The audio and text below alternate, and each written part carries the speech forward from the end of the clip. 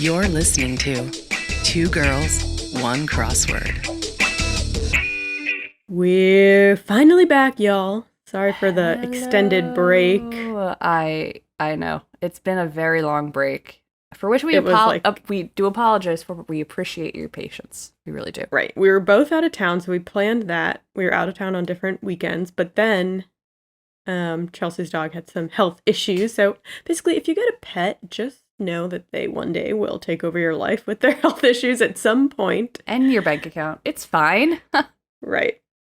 But he's doing well now. He is, and it was totally fine. It ended up being nothing serious, but it involved lots of emergency vet visits and a surgery, and it's all good. But it throws a wrench into your life and your sleep schedule, and right, just about anything else. It's fine. But we really we hope that you've been waiting with bated breath, because we're here. We're recording bright and early, as we usually do. Even brighter and earlier, actually. We're recording at not the crack of dawn, but at 7 on a Saturday. On a Saturday, can you believe it? Yeah, this is how busy our lives are. We can't even have any peace because of our dog Saturday. And cat. Yeah. But anyways, yes, here we are recording our newest episode for Two Girls, One Crossword. I'm Grace Topinka. I'm Chelsea Rowan. This is your favorite weekly Podword Crosscast. We're back. Regularly scheduled programming. Apparently. And yes, well, not that regularly scheduled, because it just dawned on me that I never did a Pull-a-Palooza in our long break. It's hard when it's like off the normal schedule, everyone. I'm sorry. Maybe next week I'll do 2 polls. We'll see. Yeah, we'll see. I don't know. Don't get your hopes up, but if you don't get your hopes up and then she does do 2 polls, you're going to be like loving life. Right. I mean, can you remember what our topics were last week? At this time of the morning? Right. Are Sometimes you kidding it's so me? hard, or it's like the next day, or even we do the topic we record on Friday. I post a poll on Wednesday. I'm like, what were our topics again? I have to look it up. That's how. I know. It's bad. I mean, why is that? Why is our memory so bad? This is like our 160th something episodes. I have so many in my topic folder in my brain. I mean, it's overflowing. No, I know. I'm like SpongeBob looking through the files like, what did I talk about last week? Exactly. Was it flea circus? No. Indoor malls? No, I know. No. I know. What? But sometimes I remember a random tidbit from the topic, but I just don't remember like when I did what topic. Should I read the episode description? Yeah. All right. Do you have it readily available? Hold on, I'm pulling it up. Well, just read the title. I wonder if I can get it from just the title. Okay. The struggling artist type. Was it about fonts or typefaces? And yes. Oh. Something about Paris. Always. It has to do with artistes. Struggling artists. Right. Do you want me to read the description? Yeah. Chelsea and Grace teach each other about the origins of one of society's fringe groups and the art of lettering. Throw on a beanie and set yourself to bold. Right. Bohemians, yes. All right. Well, there you have it, everyone. Even we struggle with the titles and the description. So if you're ever reading our titles or descriptions and you're like, what in the goddamn hell are these 2 girls talking about? We likely also don't know. So yeah. It's good to keep things, fresh. Yeah. Well, that's like an extra puzzle that you have to figure out. It's a bonus free puzzle for anyone to use. Wow. And if you're watching on YouTube, you'll get to see me yawn every 3 seconds. So am I going to put this video on YouTube? We'll see. It'll do me dirty. Shall we get to our heights and shites? Yes, let's move into the hits and the shits, folks. I only did 3 New Yorker puzzles this week. Full disclosure, everyone. That's all I could give you this week. That's all she could give you. I did 2 New Yorker and a New York Times, so there you do with that what you will. Do you want to start us off? Sure. I did the Tuesday, July 18th New Yorker by Anna Shechtman. I did that one too, so here we go. All right. I liked the opening. One across, the outsider's role played by Rob Lowe was Soda Pop. And Did you watch or read The Outsiders in school and then you watched the movie? Yes. But I only knew like Tom Hanks, I think, is the guy who's in it. Like I didn't know Rob Lowe at the time, but I forgot that he was in that. Or I didn't realize he was in it. So that's fun.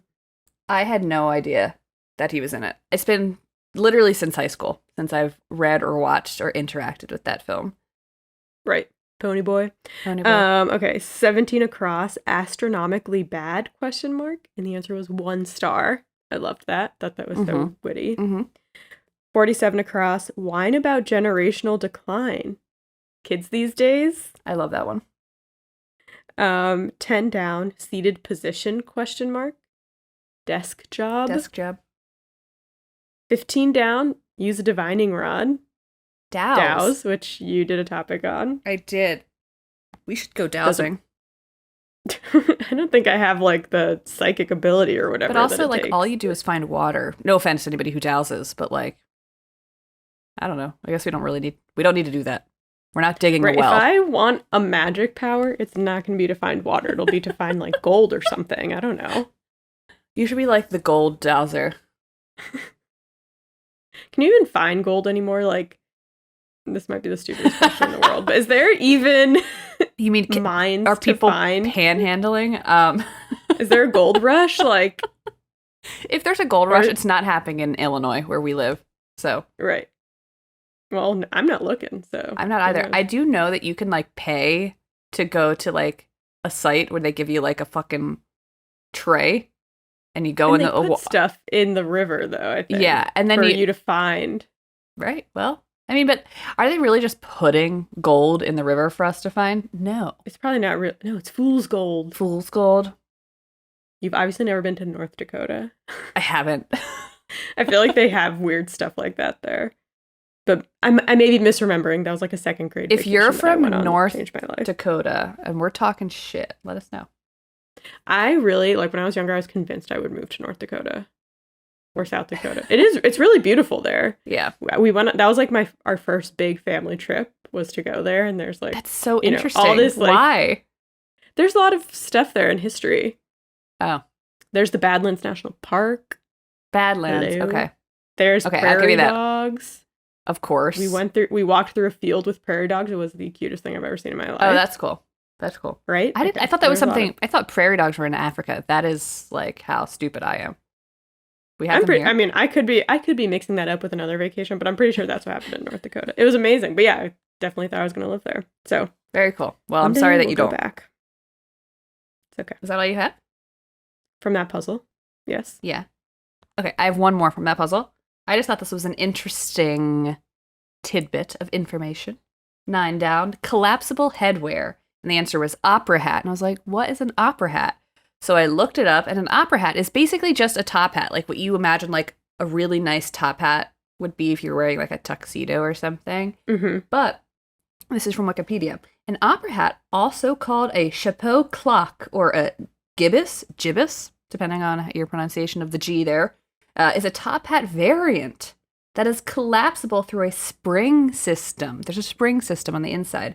Originally intended for less spacious venues such as the theater and the opera house. Well, yeah, I mean, imagine you're sitting behind someone wearing a top hat in the theater. That's like so rude. Right. It's like, collapse your freaking top hat right now. I can't see the stage. Well, I'm thinking like, do these idiots have to take their hats off? Are they just sad that they have to hold a top hat in their lap?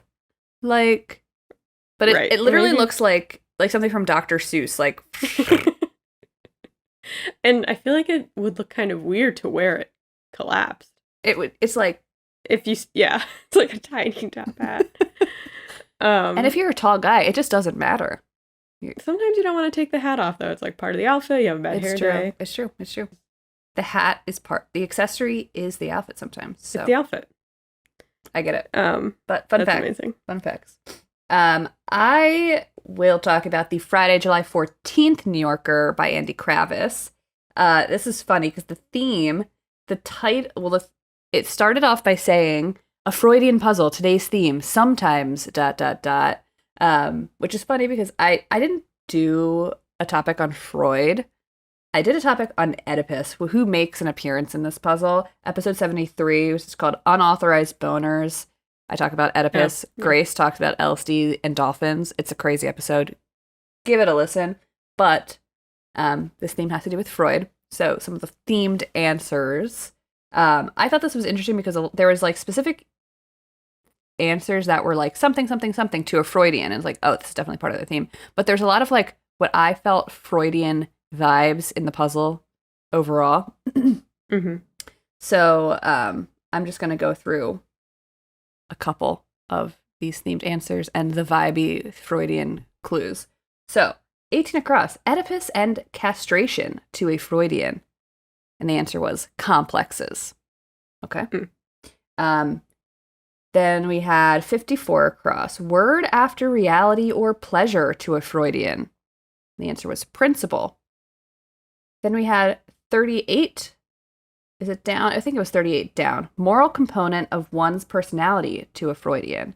And the answer was super ego. And there's another one, but, you know, kind of like a straightforward theme. But in the center of the puzzle, there was a clue that you could fill in with two words, one of two words, but it would swap. You could like the downs and the acrosses worked with either of the word. And this is that clue. Cigar to a Freudian. And you could have put in the word cigar or penis. And yeah. And the down answers would change. Oh my gosh. Amazing. That's amazing. But there's a couple other clues from this puzzle that made me think like, oh, this is definitely a Freudian puzzle. For instance, 34 across, Sallow, director Pier blank Pasolini. And it's by Pier Paolo Pasolini. And if you know anything about Sallow, the 100 and something Days of Sodom, which is a film, Mm-hmm. the vibes are Freudian. And then 46 down, Sylvia Plath's Daddy and W.H. Auden's In Memory of Sigmund Freud for 2. And the answer was poems. Freudian vibes. But then I think the most important clue from this puzzle had nothing to do with Freud. I mean, maybe it does. I don't know too much about Freud, but 7 down, blank deck. And the answer was poop deck. So thank you for that, Andy Kravis. Amazing puzzle. Amazing. We love to see it. We do. What else you got? I did the Wednesday, July 19th New Yorker by Amy Lucido. Of course, Amy. Lots of great clues here. Let's see. I liked 15 across, source of illumination for a TikToker. Ring light. 21 across. It was hail blank and then parentheses cry taxi. And it was hail a cab, but since it's written together, it was like hail a cab. So I don't know if that was on purpose, but that was amazing. You literally love to see it. 35 across, in quotes, oh yeah, still think I'm a joke. And then this is like takes across the full 15 with center of the puzzle, how you like me now. Nice. 59 across, comedy that's deliberately unfunny. Anti-humor. I don't know if I would enjoy. I don't know. Like, what is a movie that is anti-humor? Yeah. Would I enjoy it? Or is that too much for me? Is that like watching The Lighthouse? Which I haven't seen, but the joke lands anyway. So very good. Right. 63 across. Men offering women their unsolicited opinions in Twitter lingo. And it's called reply guys. I didn't know that there was like a term. I'm not on Twitter enough to know that, but I love that. That's amazing. That's great. I'm also not on Twitter enough to know something like that, but the vibe, like even just hearing reply guys, I immediately know the vibe of these people. It's like I'm gonna tweet something and I know I'm gonna get a million reply guys under here. Yeah, like exactly. Sharing their unsolicited opinion. 38 down, save room for Jesus in quotes, and it was keep it PG. That's hilarious. Speaking of, this is just an anecdote from my life. I have a little, like they have those like little free libraries around the neighborhoods in Chicago. I walked past a couple on my walks with Tuna, and I saw in one of the little free libraries a book. And every day I saw it for like the last 3 days, it's not there anymore. And I'm kind of like, who picked this up, or did someone throw it away? But and this is me literally judging a book by its cover, well, rather its title. the title was something like I Can't Date Jesus, but it was a children's book. Interesting. And I'm like, what does that mean? I would have had to like been like, I need to pause and kind of read this right now and see what's going on. I know I like am kicking myself for not, because now it's not in the little free library anymore. So someone either took it or threw it away or something. And I'm like, what is going on here with this title? Anyway. Interesting. Okay, my last one from that puzzle was 49 down. Fathers as a poodle might a golden doodle. And the answer was sires. That's cute. Yeah. That's really cute. And weird because golden doodles are a plague. You've talked about golden doodles on this podcast before. Very briefly. Right. They're cute. I'm not saying that they're not cute. Right. Yeah. But I think, I'm sure some are fine, but I feel like all the ones that I've met have been like kind of unhinged a little bit. There's nothing behind their eyes. I agree. There's really nothing behind most of these golden doodles' eyes that I've met. Actually, I've only ever met unhinged ones, unfortunately. Right. I'm sorry. I feel bad if someone's like, I love my golden doodle. Yeah. I love your golden. I'm do. sure that if I met your golden doodle, I would also love your golden doodle. But, Who says a pet needs something behind their eyes? That's a good question. My cat doesn't have much going on either. My dog has one thing behind his eyes. It's like anxiety. Mania for food. And food. Yeah. Right. If he's looking at you, it's not because he loves you. It's because he wants you to feed him. And that's just the fact of the matter. And I've made peace with that. I will talk about my last puzzle that I did. The Tuesday, July 18th, New York Times by Karen and Paul Steinberg. I believe these are David Steinberg's parents, which is fun. The theme was fun. The revealer was 36 across, kind of wrestling, or a hint to 4 pairs of crossing answers in this puzzle. And the answer was Greco-Roman. So there are 4 crossing sections in this puzzle where a Greek god name crosses the Roman counterpart of that same god, which is fun. For instance, 18 and 1 down, trident wielding god of the sea. You have Poseidon crossing Neptune. And Neptune's the name of my dog, so of course I had to include this theme. 19 across and 8 down, Apollo's twin who rules over the hunt, which is Artemis crossing Diana. And then 60 across and 52 down, Harvest Goddess with the daughter of the underworld, Demeter crossing Circe.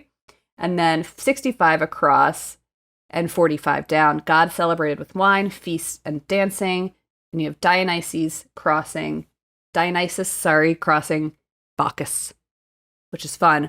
But something I noticed from this puzzle, and I don't know if this was intentional, but I have a feeling that the Steinbergs do a lot of watercraft activities, or they just like water things, or it's completely just coincidental. But I just felt like there were so many water-themed clues and answers in this puzzle. Like, of course you have the Poseidon Neptune cluing, which is part of the theme, but water, that's water. And then we've got 4 across. Pal, you might take fishing, ?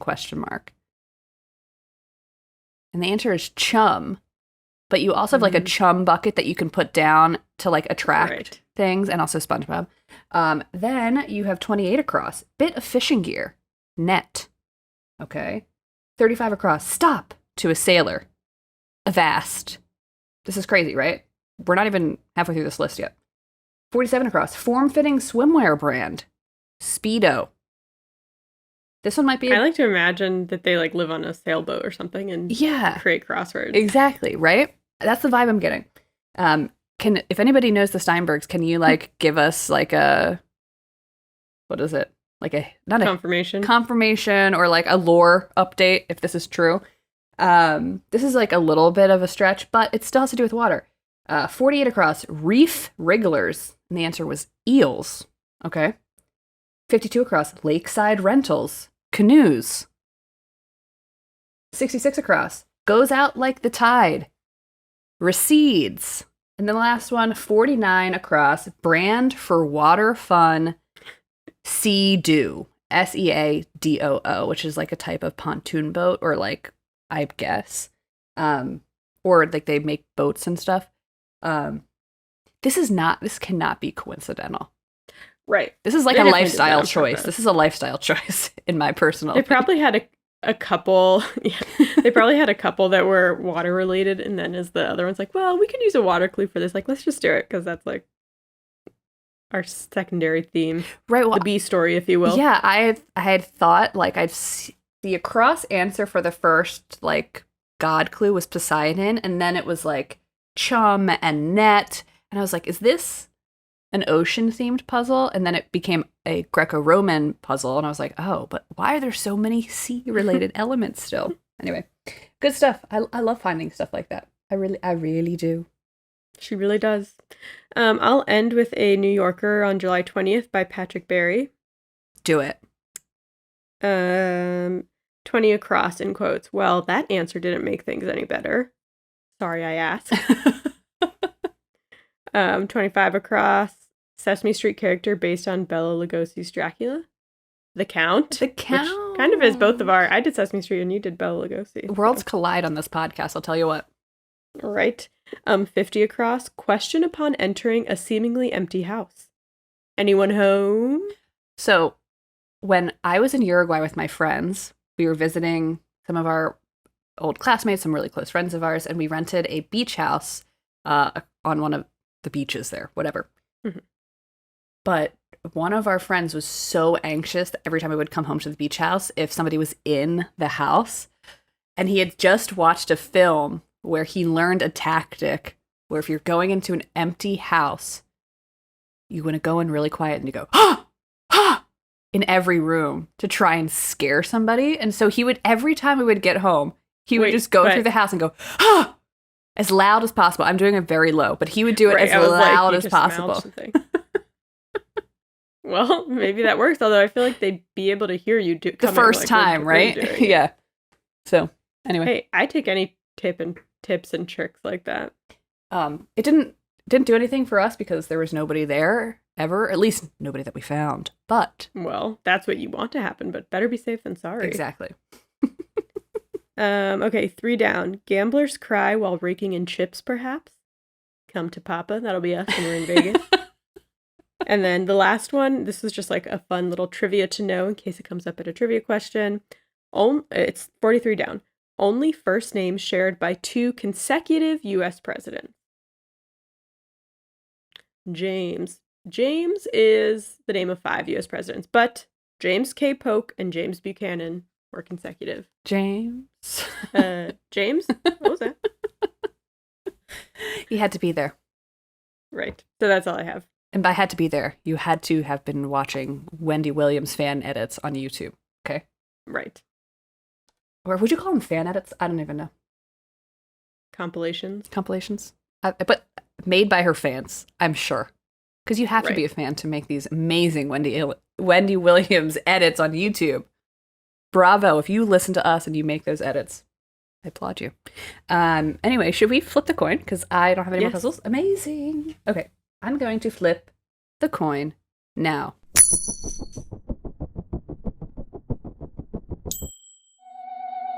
It's tails. Little Grace?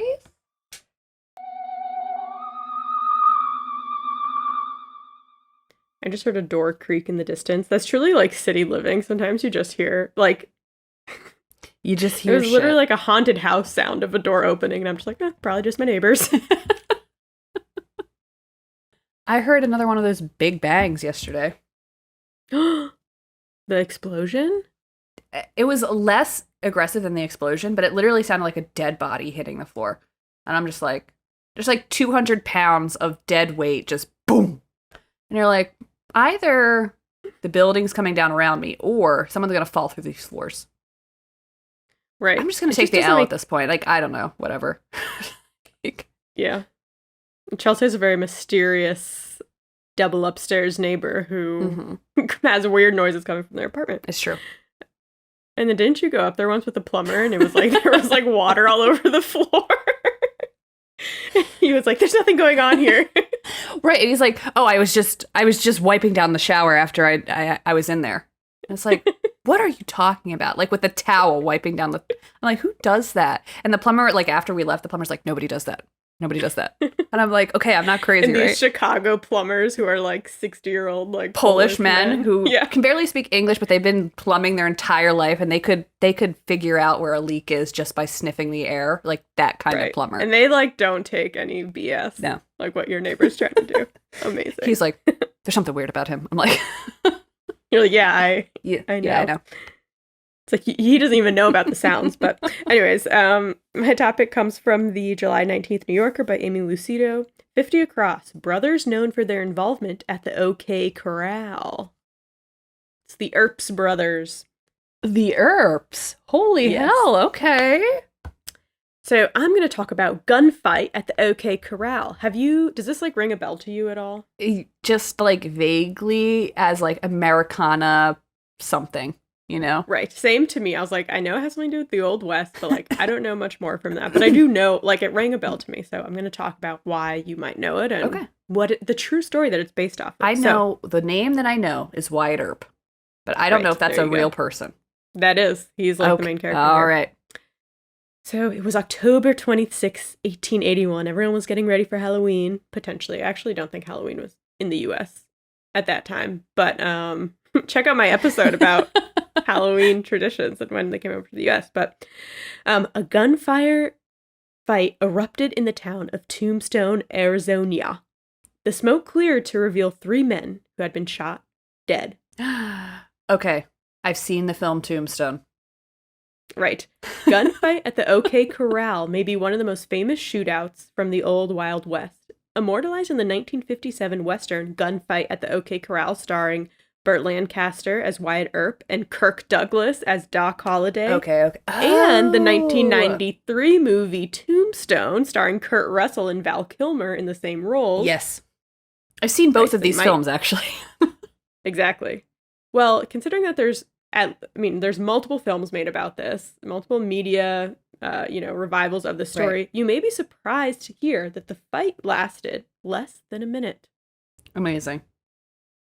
I got most of my information from an article on National Geographic called What Really Happened at the Gunfight at the OK Corral by Fernando Martin. I really want to know what really happened. Also, this is like proof that your life could change in less than a minute. In 30 seconds.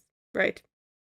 Well, first I want to talk about Western films for a second, because that's one of the reasons why this fight was so immortalized. And I started finding this after I had already done like all of my research for the actual gunfight.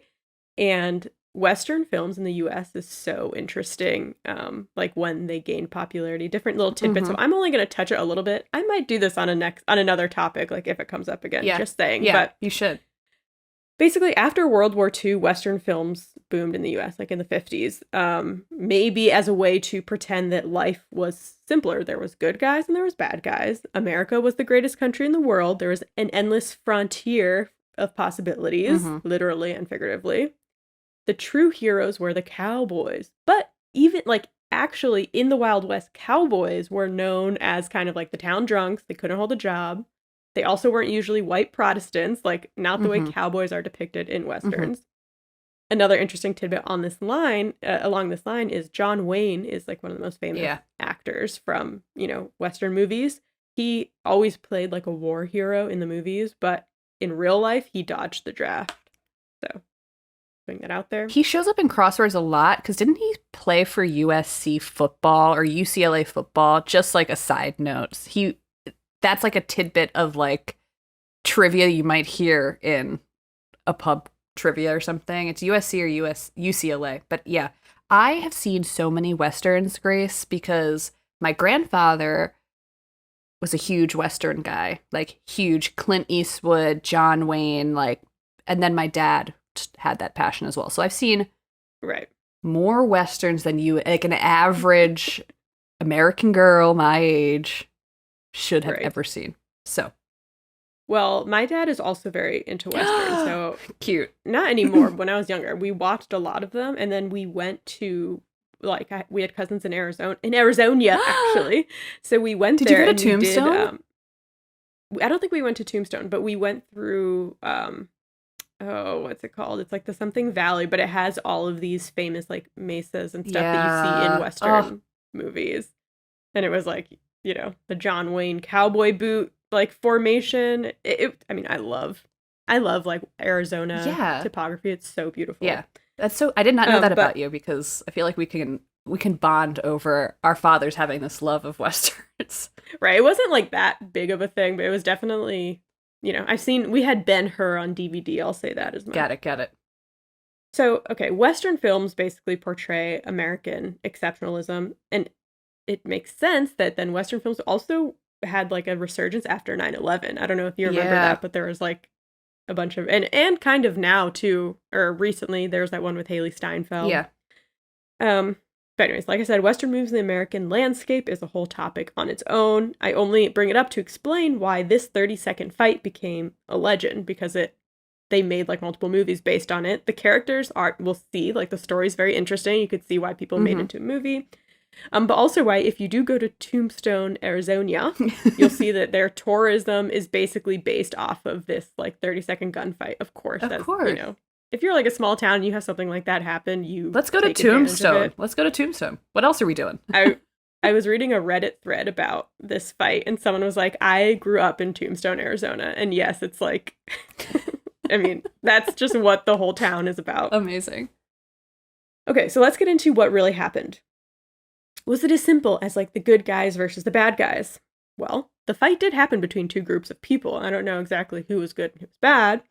But there were two rival groups in Tombstone. One was led by Kansas lawman Wyatt Earp, which you know, and his brothers Virgil and Morgan, and their friend Doc Holliday. Doc Holliday's a name I know too. Yes. Right. It's like I just knew that name, but I had no idea. Who are you? Yeah. And the reason why his name was, well, we'll get into that. Okay. There was the other rival group was a band of outlaws called the Cowboys. So in this case, the Cowboys were actually the bad guys. Among the Cowboys members were brothers Ike and Billy Clanton and brothers Tom and Frank McClory. From my understanding, the Cowboys was like a big group of, you know, people. It's kind of like all the outlaws in the town, but these brothers were the ones specifically involved in this fight. So before we get into their rivalry, let's talk about the town of Tombstone. Okay. Tombstone was founded a few years earlier by Ed Schieffelin, a former scout with the U.S. Army. In the 1870s, Schieffelin headed to Arizona Territory for mining prospects. That's why I was asking, like, mining. Is this right? Bung, the light bulb goes off.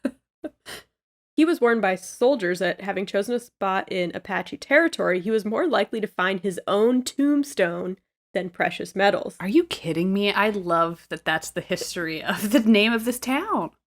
Right. Well, Schieffelin hit on a seam of silver in 1877, and he had a good sense of humor because he named the like silver mine Tombstone. Amazing. He was like, yeah, you're right. I guess I did find a tombstone. A tombstone silver mine. So the silver brought an influx of people to the area. There was a settlement close by, and it took on the name Tombstone. By 1881, Tombstone had a population of more than 7,000 people and was thriving, but it had a notorious reputation for being rough and lawless. This was a Wild West. All right, everybody. So in come the Earps. The Earps were drawn to Tombstone by, you know, the promise of the silver rush, as were a lot of people who settled there. Wyatt Earp was a police officer in Wichita and Dodge City, Kansas, before he moved to Tombstone in 1879. Gotta get out of Dodge. Sorry, go ahead. Exactly. His brother Virgil was a miner and a soldier, followed him, and he eventually became Tombstone's town marshal in 1880. Amazing. Morgan was their youngest brother, and he joined his siblings, like, the following year. So, basically all these brothers came over, and they all had, you know, important positions in the town. Shortly after the brothers got there, a man who Wyatt Earp had befriended in Dodge City, Doc Holliday, also joined them. So Doc Holliday was a former dentist from Georgia turned gambler and gunfighter. So his real name is John Holliday, but I'm assuming because he was a former dentist, everyone called him Doc. You gotta be kidding me. Can you just call me Doc Rowan from now on? I wasn't ever a doctor, but I'll take the name anyway. Right. It's one of my biggest regrets in life that I don't have a nickname that everyone calls me, because at our work there's some people who have like nicknames and it's just what everyone calls them.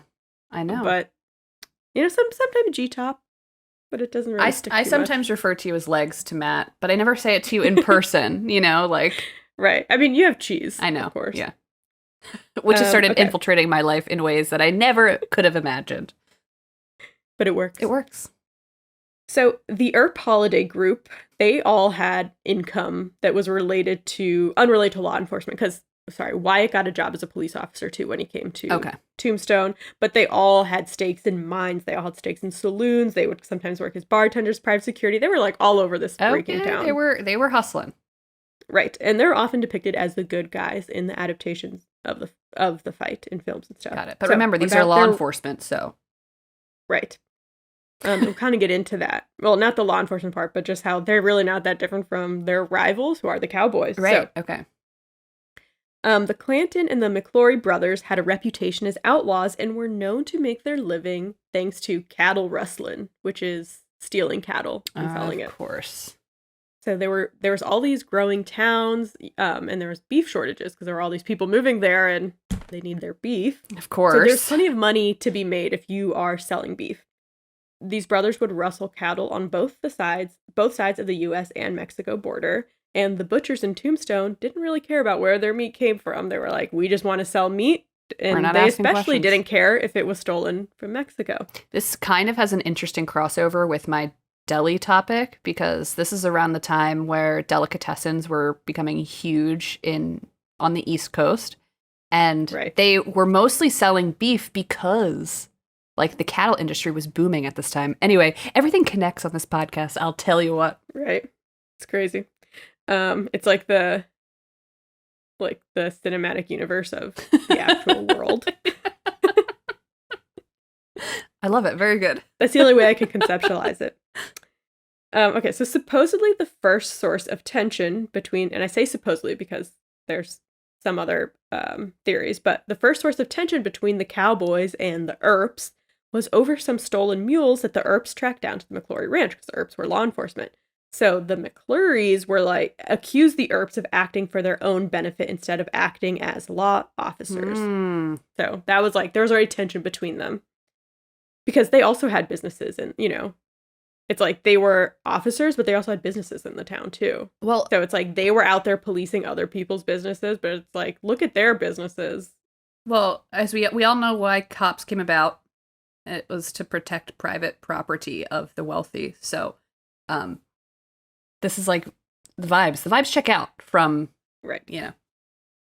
But Wyatt Earp had other enemies, too, okay? He had a professional rivalry with a fellow politician, Johnny Behan. 10 months before the shootout, Behan and Wyatt had both run for sheriff. Partway into the race, Behan convinced Wyatt to pull out of the race, promising him the job of undersheriff in return. But after securing the office of county sheriff, Behan went back on the deal and appointed another man to the position, and Wyatt was pissed. Amazing. And we'll talk about Behan a little bit later. Okay. So, also at this time, in 1881, in October of 1881, when this fight happened, an ordinance was passed in Tombstone prohibiting the carrying of weapons in town. Interesting. One of our first gun regulation laws? Yes. This riled the cowboys up because they were used to carrying their weapons wherever they pleased. But as town marshal, Virgil Earp was responsible for enforcing the law and wanted to disarm everyone. So there was a heated argument between Doc Holliday and Ike Clanton at the Alhambra Saloon on the night of October 25th.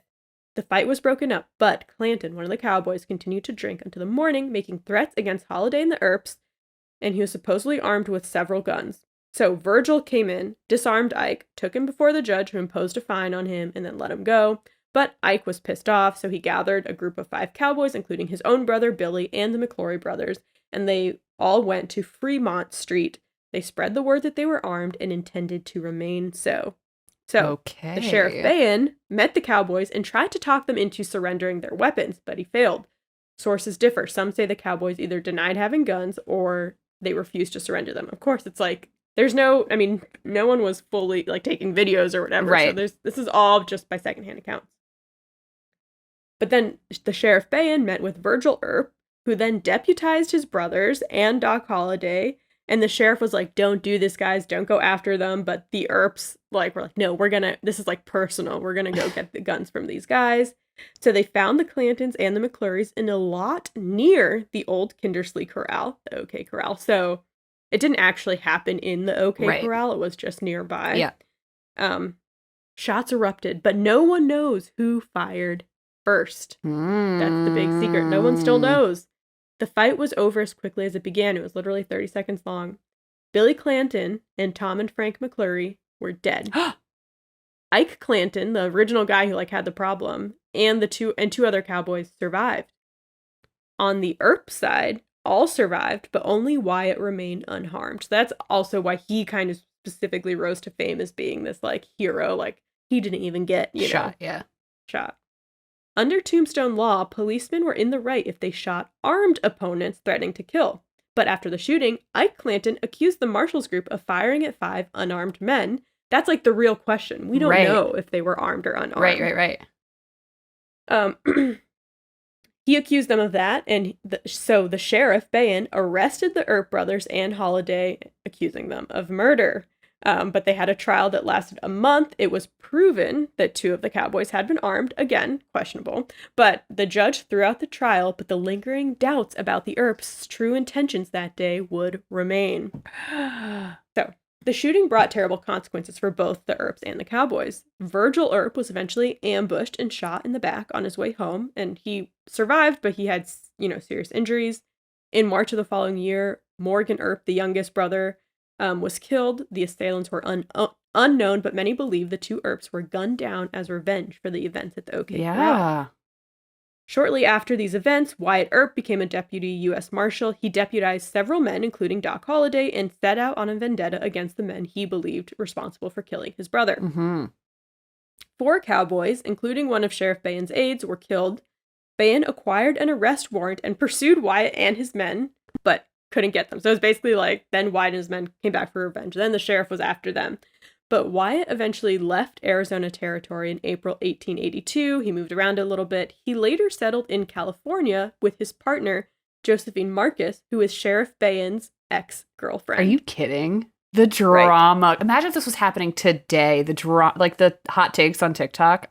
You can't. Right. Well, Wyatt also, I read that he had a common law wife when he lived in Tombstone, but that she was addicted to opiates, and that when he left, he just left her there.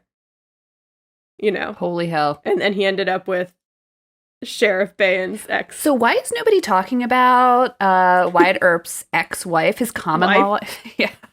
Right. The story of the OK Corral soon became part of the frontier myth, which is the frontier myth is part of why Westerns are so popular. It's kind of this very rosy Go West, young man. Yeah. Yeah. I mean, it's the way that people look at it. It's kind of interesting. It reminded me of how Victorians looked at the Middle Ages, and they were oh, people in Middle Ages were so barbaric and uncultured, and they were living in the dark, when that really wasn't true. But people in the Victorian ages just needed that to feel better about themselves. Yeah. Mm-hmm. The way Americans look at the Wild West is similar, but a little reverse. It's they think it was, it was way simpler, right? Better. It's just that's the American dream. The American dream is built on the Go West young man, frontier myth. I took a frontier literature class in college, and we talked all about this. But yeah, that's kind of how the American dream came about. It's the frontier myth, right? Well, Wyatt Earp, he lived a very colorful life. He was a lawman, a gambler, a miner, a saloon owner. So it made him, a target for these anecdotes. He became extremely famous as this character, but he was always reluctant to discuss openly what happened during those fateful seconds in Tombstone. So it's no one still knows who shot first. Wyatt. In 1931, 2 years after Wyatt's death, Stuart N. Lake, a former press aide to President Teddy Roosevelt, who you kind of did a topic on when you talk about teddy bears, he published Wyatt Earp, Frontier Marshal, which was a biography that included a dramatic telling of the shootout at the OK Corral and other events in Wyatt's life. This book, that was published 2 years after his death, painted a very nice picture of Wyatt, and that cemented his story, and then a lot of the adaptations are based on that. Mm-hmm. But while this book painted a nice picture of him, it may not have been totally accurate. So one of Wyatt's biggest issues with the cowboys was that they were criminals and that they were cattle stealers. But Wyatt himself had a record before going to Tombstone. He had multiple arrest records for frequenting all the whorehouses. I don't know, all the articles kept calling them whorehouses. Brothels. Or brothels. Yeah, right. So he had multiple records for frequenting brothels and also stealing horses. And he was a huge gambler. That's how he even met Doc Holliday. Yeah, yeah. So the reason why he moved to Tombstone from Wichita was because he was fired from the Wichita police force because he beat up a political opponent of his boss. When he came to Tombstone, he became friends with the Republican mayor there. The Cowboys were on the Democrat side, so their rivalry was actually more political. And I wonder what time.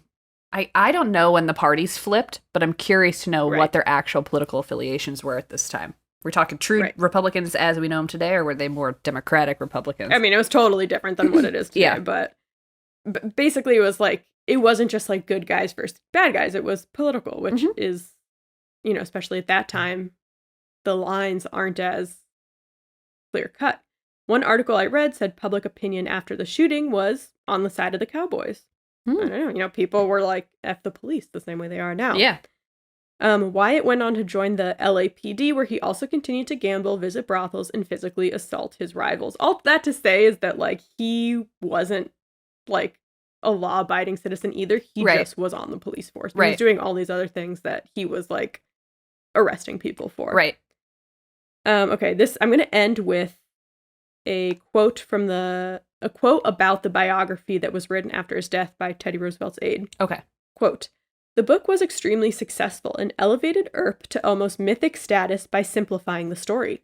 Lake made Wyatt the hero and the Cowboys the villains. The truth, however, like the line dividing law and vengeance in those wilder times, is much blurrier." So. Question, everyone. Mm-hmm. That's super interesting. That's Fight at the OK Corral. I'm like, do I want to watch like a Western? I don't think I do, but... No, it's so, like, sometimes those old black and white movies, I mean, they're just so slow. But there's newer Westerns. There are Westerns from, like, the 60s and the 70s that are in color, but the messaging behind them is very much, like, pro-law enforcement in a way that's, like... Right, but I do think, have there been some Westerns that subverse that? Yes, for sure. Yeah. There definitely has It's very been. interesting. It is. Interesting genre. It is an interesting genre. And like the scenery is just so beautiful. But I don't know if this is a fact or just something that I heard or read on Wikipedia like 10 years ago, and maybe it was just like a lie.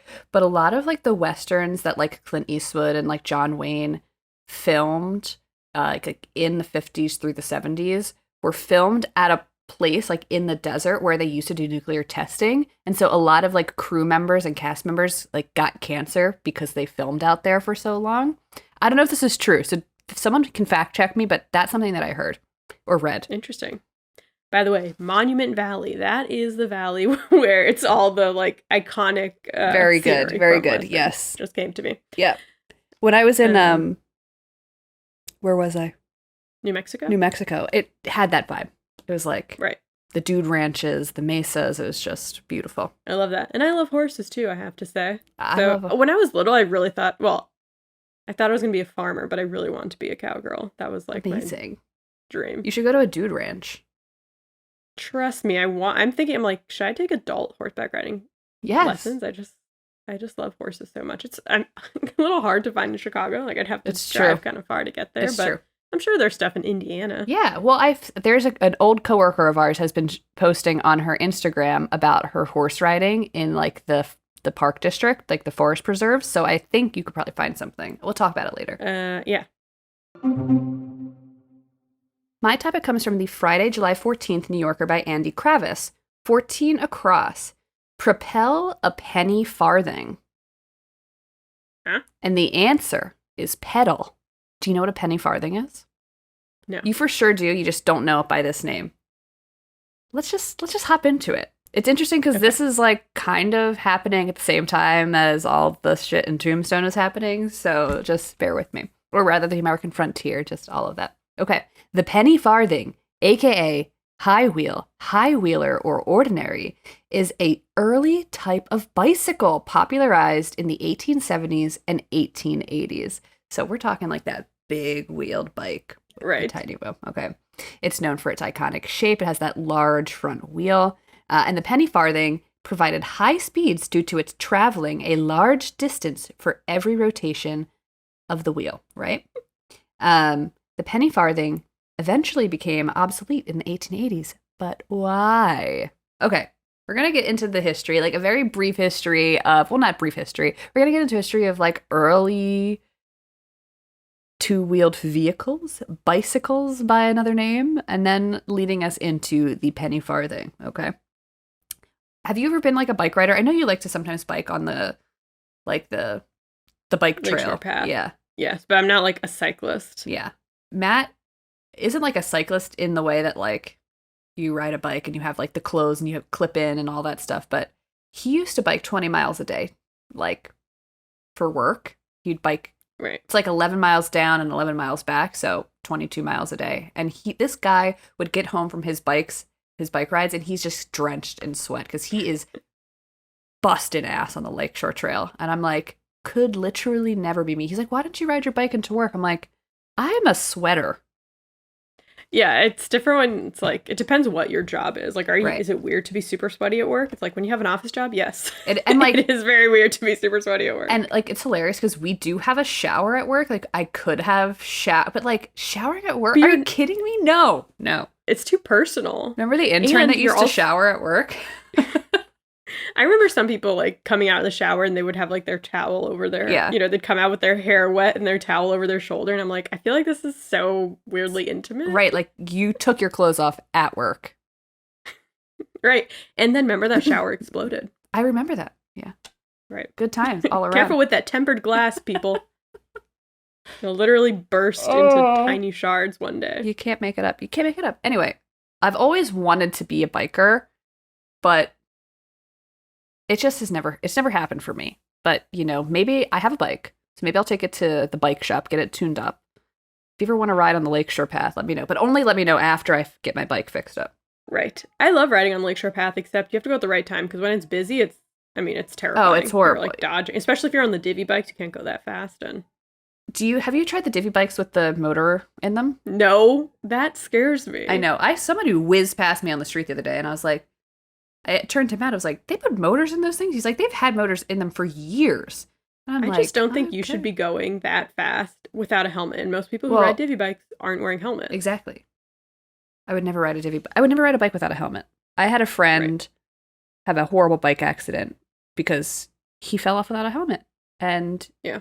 he like stumbled into a store. He was bleeding and he was just incoherent. They thought he was drunk. They almost didn't Like call an Eric Andre sketch. Exactly. They almost didn't call an ambulance for him because he was just acting so crazy. He's fine now. He survived, obviously. Well, I don't know if that was obvious, but anyway, let's talk about bikes, right? Right. Okay.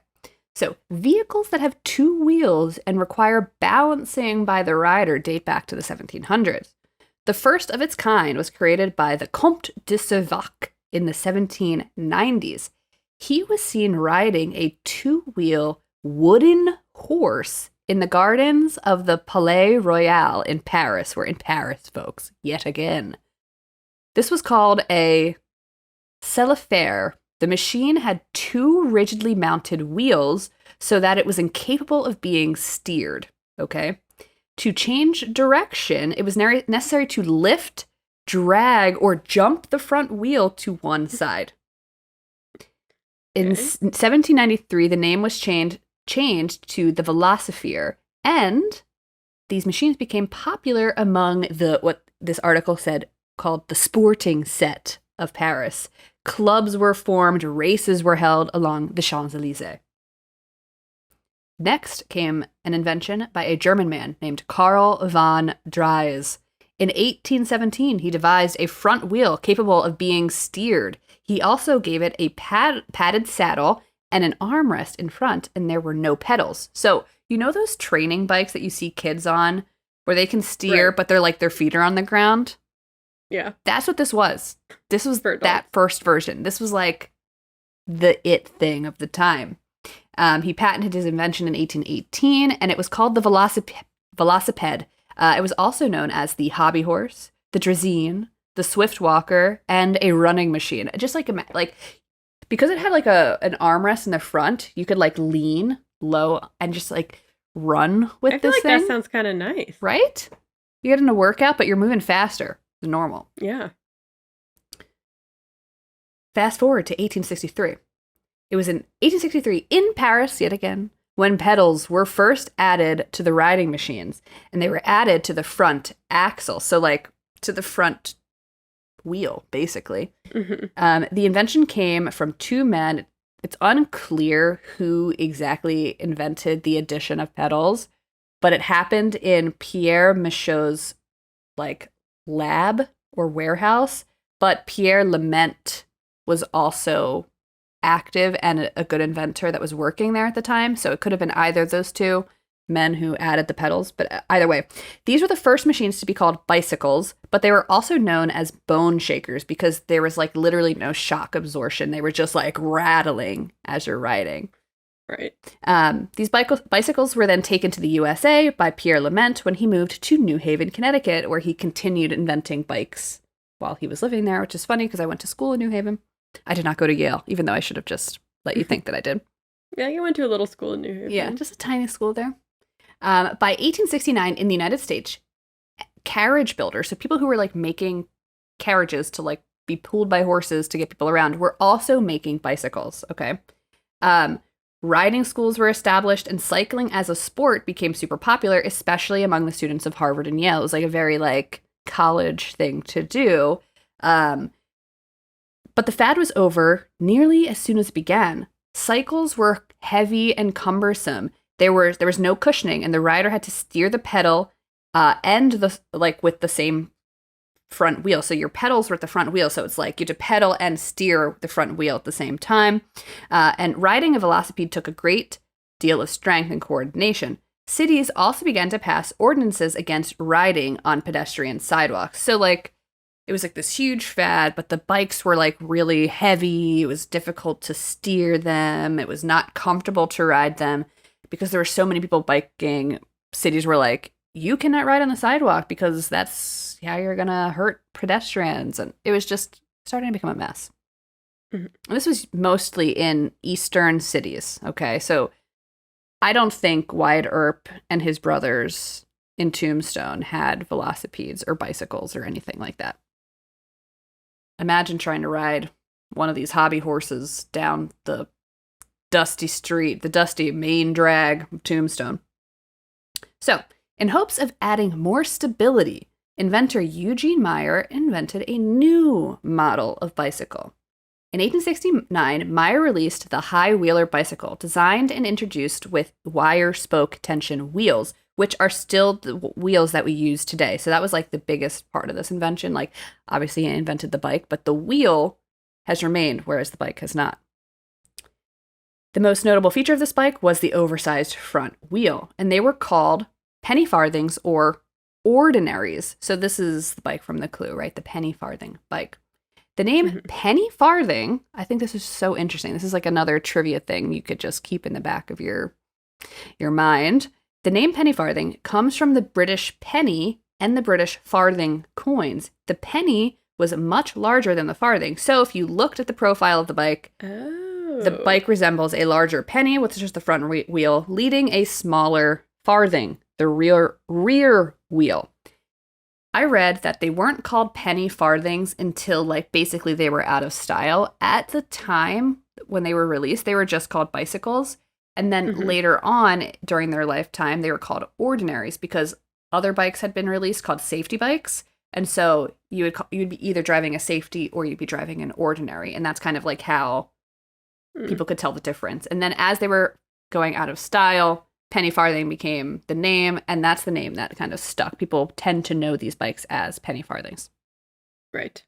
Anyway, around the same time as Meyer's invention, an English inventor named James Starley began producing bicycles based on the French bone shaker, but with front wheels of increasing size, because larger front wheels up to 5 feet in diameter enabled higher speeds. So like they were trying to That's huge. That's massive. That's like my height. Right. In diameter, not circumference. Diameter. Wow. Wild. imagine hoisting your ass up on a bike with a wheel that big. Are you kidding me?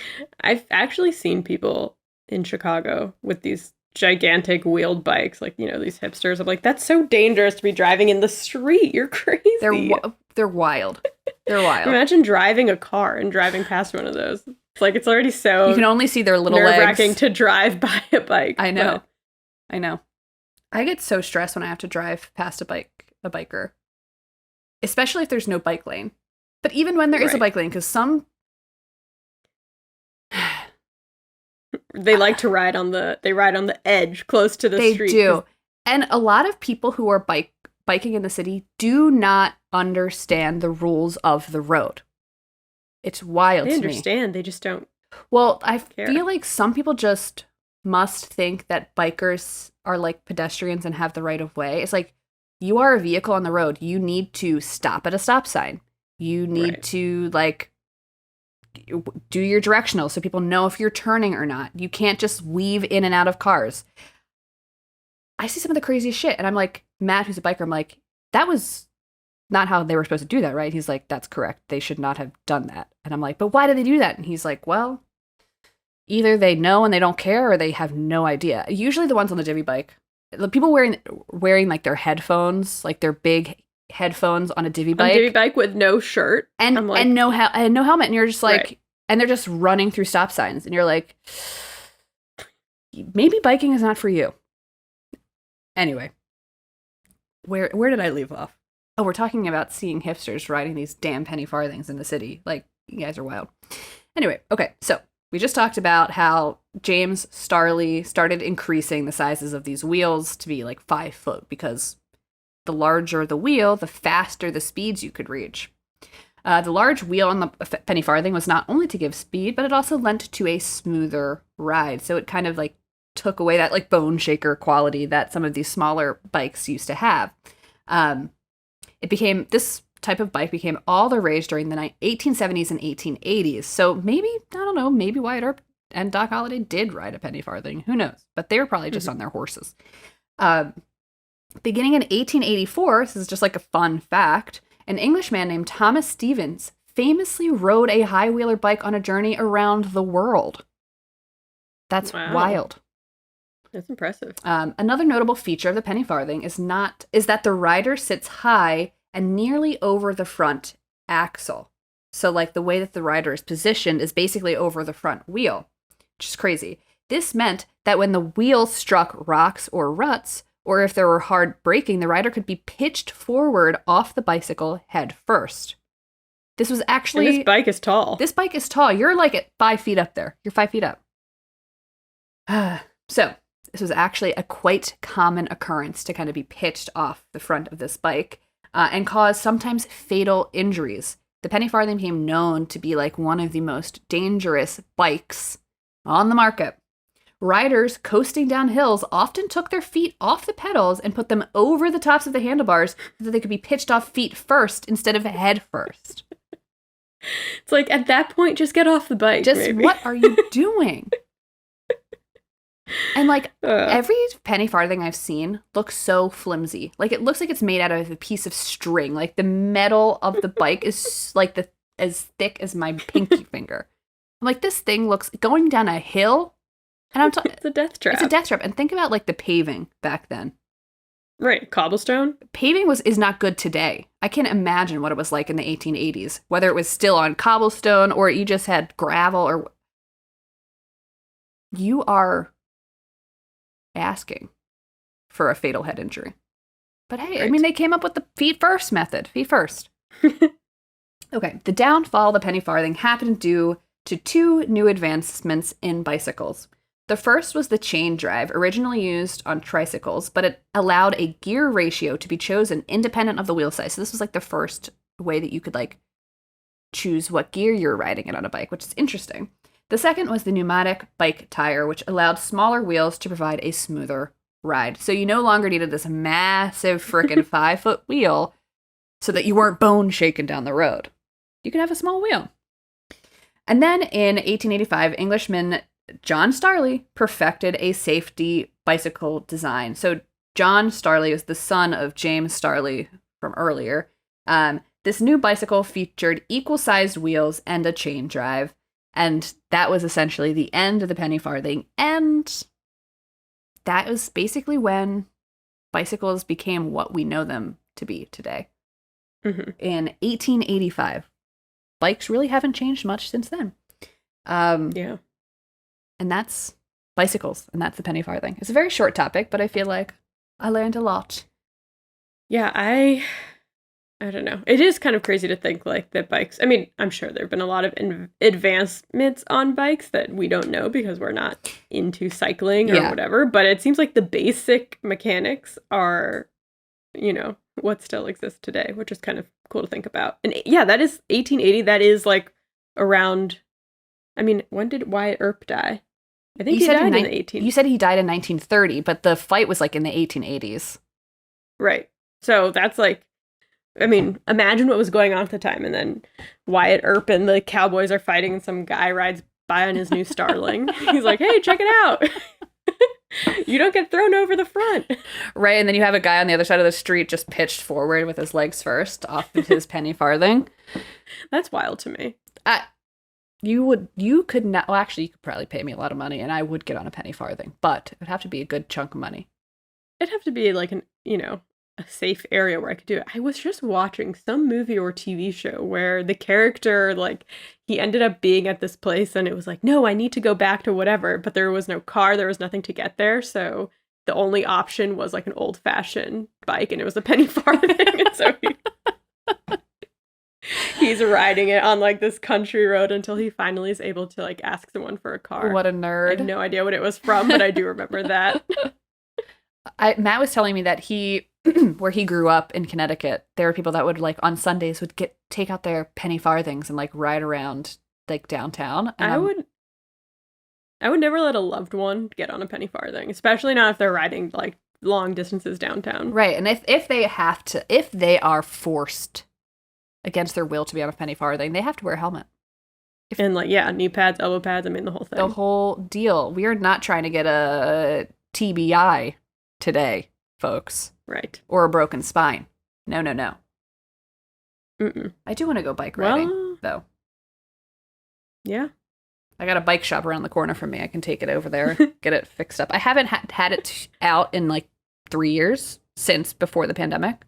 So I wish I could ride a real bike on Lakeshore Path because I don't have a bike and I don't ride enough to buy one. So I just use divvies. But divvy bikes are like tough. I mean, they're so heavy. Well, they're not aerodynamic. If you want it's a really bike, embarrassing. There's a great it's called Bike Works. It's down on the south side, and they take bike donations. Like you just donate bikes, and these bikes are really nice, and you can get them for like $100. Really nice bikes. I just don't know if that's worth it. I don't, because I cannot ride a bike in the city. I'm like so terrified of riding with cars and stuff. You have to ride with somebody who's like, yeah. Even still, like I don't want to do that. I only like to ride on Lakeshore Path, essentially. Yeah. So, well, if you're ever flush and you're feeling like you want to splurge on something, I mean, the Bikeworks is an incredible organization, and they hire